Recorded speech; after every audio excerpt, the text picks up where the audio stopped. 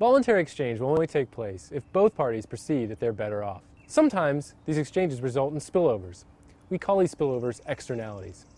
If the spillover is beneficial, we call these positive externalities.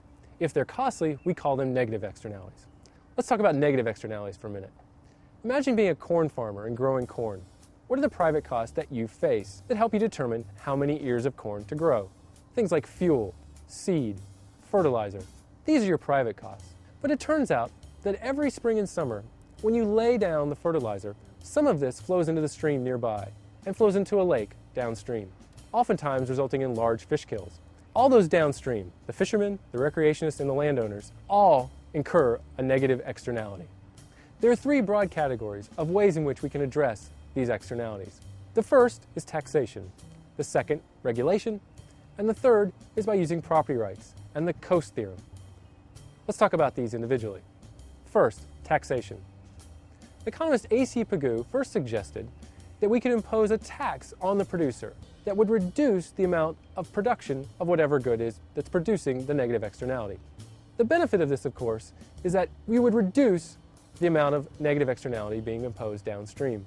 However, the difficulty is monitoring. It's difficult to know exactly how much fertilizer is being laid out in our example, or how much pollution is being emitted from various point sources, and so the monitoring costs are quite high.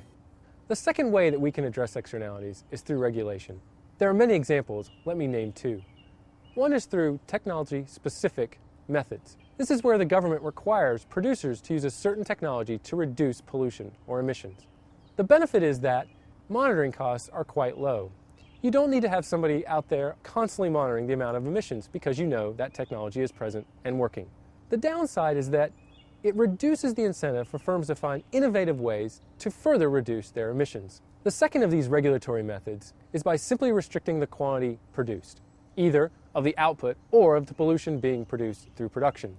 The benefit of this, of course, is that now firms have reason to find innovative ways to reduce the pollution. The difficulty is that the monitoring costs are quite high. The third broad way to address externalities is the property rights solution suggested by economist Ronald Coase. He said if property is well defined, divisible and defendable, and negotiation costs or transaction costs are low, simply by assigning the property right, we can overcome the externality. Well defined, divisible, and defendable. These are the three characteristics that you must have in order to have a fully functioned property rights solution. Well defined. What is the object over which the owner has rights? In what manner may this owner exercise his or her rights? Divisible. Are these rights separable, and can they be traded? Defendable. Are these rights enforceable? Are these rights recognized, either via custom, by the community, or a third government agent? Let's go back to our example. Let's assign the property rights of the lake to the farmer. You may first imagine that the farmer doesn't change his or her behavior. However, now the fishermen and recreationists downstream can negotiate with the farmer to reduce the amount of fertilizer that he or she lays on the field. This reduces the amount of fish death downstream. We could also, conversely, assign the property rights to the fishermen, whom you may initially think would require the farmer to stop using fertilizer on the land. However, now the farmer has the incentive and the knowledge to negotiate with the fishermen downstream. The fishermen will allow some positive amount of fertilizer, but not as much as before. In each scenario, we come to a solution that internalizes the externality, or overcomes it.